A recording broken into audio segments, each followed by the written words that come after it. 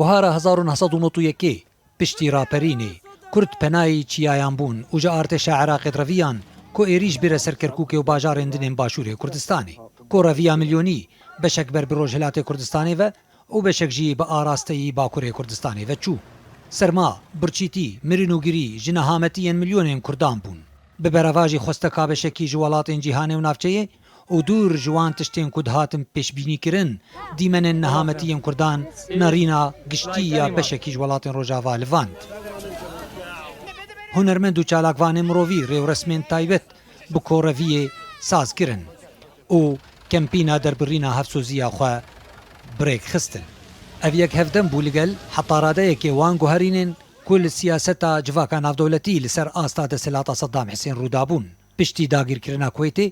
و دەرخستنا ئارتێشە عێراقیش خاکاوی وڵاتی فەرەنسا بسەرۆکایەتیە فرانسوا مێتێران کولگەل هەفژی ناخوا دانیێل مێتێران وەکە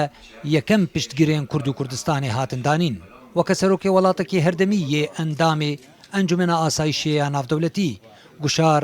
لەسەر ئەمریکا بریتانیا و ئەندامێن دنێن ئەنجومەنێ هەمبزگرن و پرۆژە بریارە ئالیکاریکردنا کوردان خستەڕوو هەولێن فرانسایە بدەرکردنا بریارە 688 ئەنجومەنە ئاسایشەیە ناودەوڵەتی گەهشتن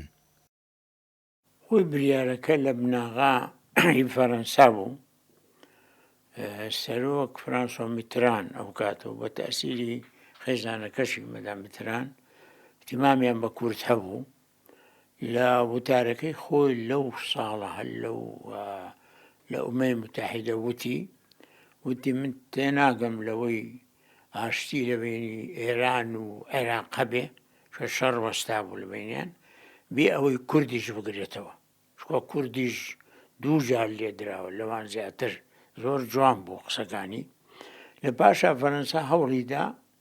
کە ئەوەی کۆڕە و بوو ئەو هەموو وەزعی کورد تێکچوو بوو بە تەواوی هەوڵیدا کەوا بریارێک لە ئەنجومەنی ئاسایش دەرچێ فرانسایە دی پرۆژە بریارێدا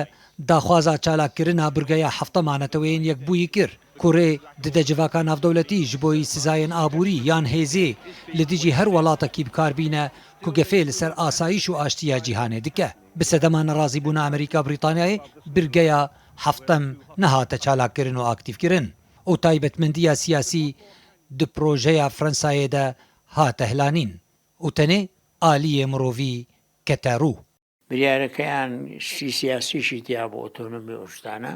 لەبەرەوە بریارەکە دەرچوو و نەشیان هێش بچێتە ژێر چاپتەری حەوت چۆ بریارەکانی UN ئەوانەیە ژێر چاپتەری حەوت نەبن هەر بریارە زۆر تیزامی زعیفە لەبەر زعیفیان کرد بریارەکە بەڕاستی بەڵام دەرچوو کە دەرچوو شتێک بوو بە سوود بوو بۆ مساعدەی کوردەکان و بۆ ئەوەی کەوا مافی مرۆڤ لە عێراقیشە پارێزە هەر کوردستان نەبوو